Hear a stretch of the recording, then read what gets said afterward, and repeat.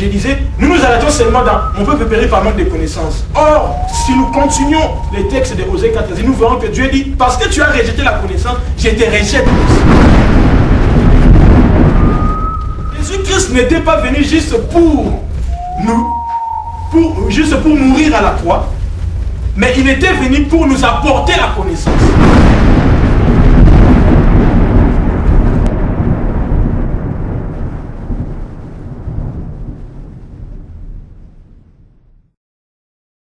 Que nous serons supérieurs à toutes les autres brebis. Mais au contraire, nous voulons donner l'opportunité, au travers des enseignements, même donner l'opportunité à beaucoup de serviteurs de Dieu, pour que de temps en temps ils puissent défiler dans le but de nourrir les peuples de Dieu. Amen. Amen. Je suis en train de faire juste une synthèse, mais mon père spirituel passera, lui qui est le président directeur de l'église et de cette école, va nous expliquer en long et à large ce que le Seigneur veut faire dans cette ville au travers de cette école. Amen. Amen. J'ai donné en peu de mots cette prophétie que Dieu est en train de donner dans cette ville.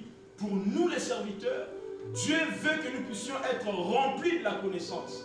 Et c'est au travers, je crois, de cette école que Dieu pourra nous permettre de nous équiper davantage. Parce que ça ne s'arrête pas seulement à l'école, mais il y a encore d'autres actions que le Seigneur m'a permis de me révéler, que j'ai reçu l'opportunité de frapper sur la porte de chaque serviteur, sur la porte de chaque église, pour leur exposer les grandes visions que Dieu est en train de répandre dans cette ville. Amen. On peut dire Amen. Amen. On peut encore dire Amen. Amen. Le temps que Dieu veut maintenant nous donner dans cette ville au travers de cette école biblique. Amen. Bien aimé, moi, comme j'ai dit, je ne suis pas intervenant, mais j'aimerais laisser ces moments à l'intervenant pendant 15 à 30 minutes pour nous parler sur le thème dont on a sur nos invitations une rencontre de différences victorieuses. Amen. Amen. Est-ce qu'on peut dire Amen, bien aimé? Amen. Est-ce qu'on peut dire avec gentillesse Amen? Amen. Je sais que nous sommes vraiment attentionnés à comprendre ce que Dieu veut. Donc ça c'est très important. Alléluia. Amen. Donc voilà, j'aimerais... D'accord. Ok, je vais laisser la place je suis toujours en train de parler de mon père spirituel, comprenez-moi, mais je laisse la place au président directeur, au visionnaire de l'église Mission Chrétienne Vie Nouvelle. Il est aussi président directeur de l'école IBPM qui va s'installer là tout de suite, qui nous a réunis aujourd'hui. Et c'est lui qui a eu cette vision par du Seigneur d'enseigner l'église du temps de la fin, d'équiper l'église du temps de la fin. Il va prendre la parole pour nous expliquer en profondeur comment le Seigneur veut travailler dans cette vie, comment le Seigneur veut travailler aussi dans la vie de plusieurs. Amen. J'aimerais que nous puissions avec beaucoup de respect, comme il est écrit, que nous devons honorer ceux qui sont élevés en dignité. Si nous pouvons juste nous lever pour recevoir notre Dieu, l'évêque Bazin de la Belgique, pour la femme du Seigneur. Alléluia.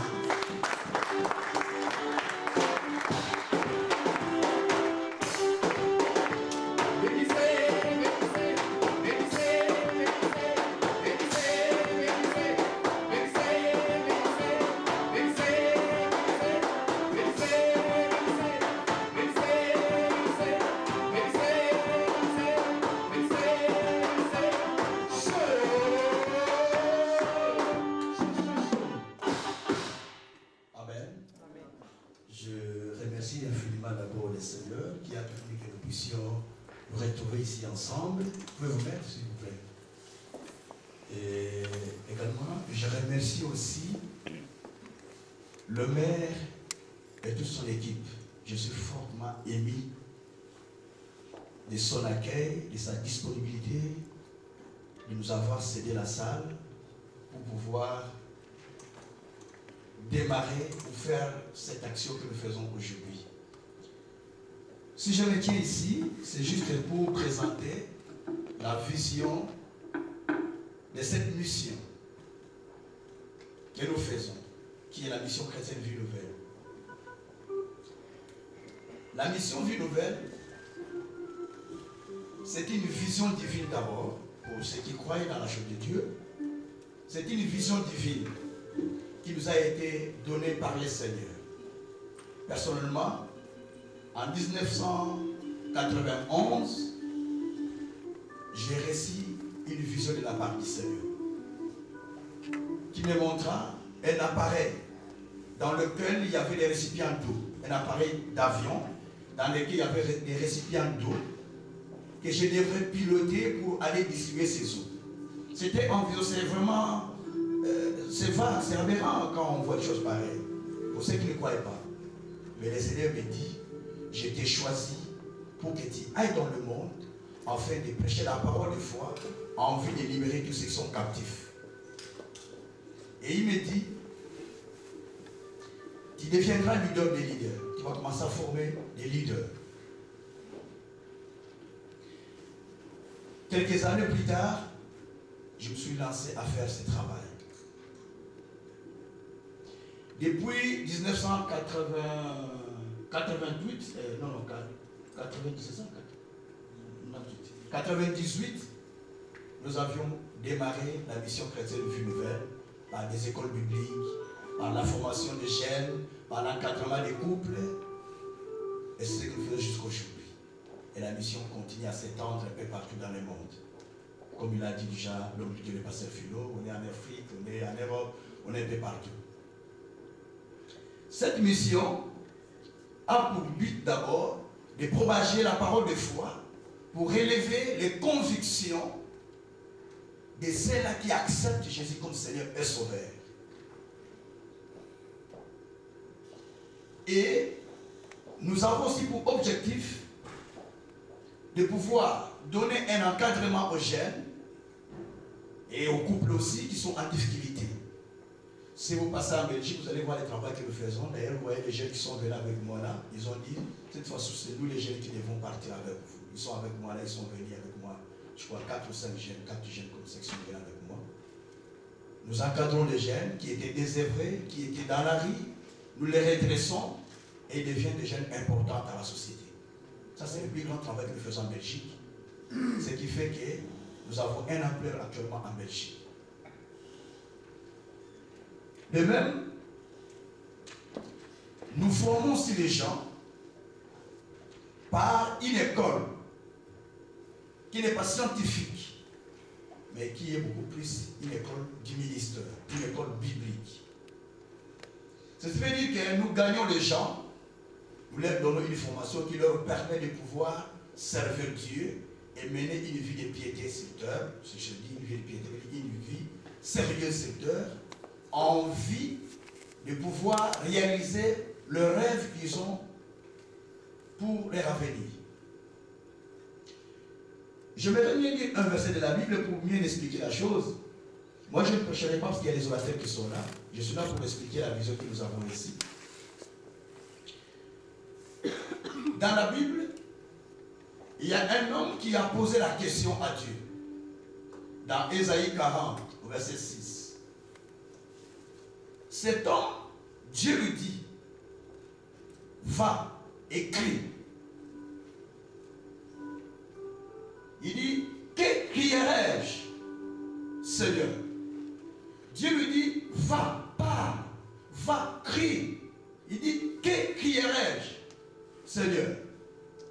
Cet homme ne voulait pas aller parler sans pourtant avoir la précision du message qu'il devait dire. Il dit, qu'est-ce que je vais dire? Parce que je n'ai rien à dire. Il voulait avoir la précision. Or, cet homme s'appelle Ésaïe.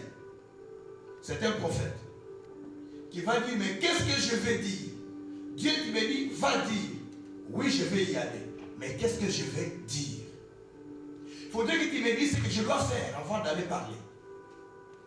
Ceci veut dire que tu ne peux pas te précipiter d'aller dire quelque chose pour lequel tu n'as pas la conviction. Avant de faire quoi que ce soit, il faudrait avoir réellement la conviction de la chose. Soyez sensibles, c'est Dieu qui vous a parlé avant d'entamer quelque chose. Je ne voulais pas faire cette œuvre lorsque Dieu m'avait parlé. Je suis de la Belgique, je parle en 90, excusez-moi. En 91, c'est ça? 80. Donc j'ai difficile à parler. Je suis habitué à 90 et tout ça.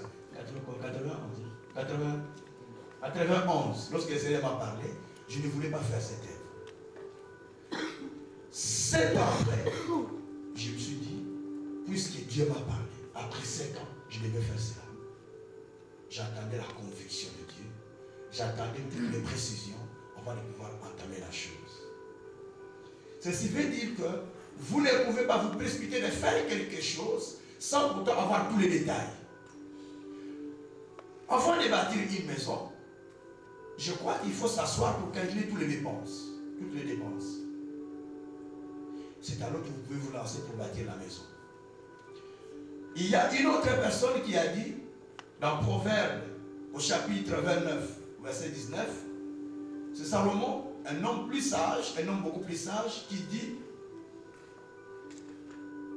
un peuple sans vision est un peuple sans foi.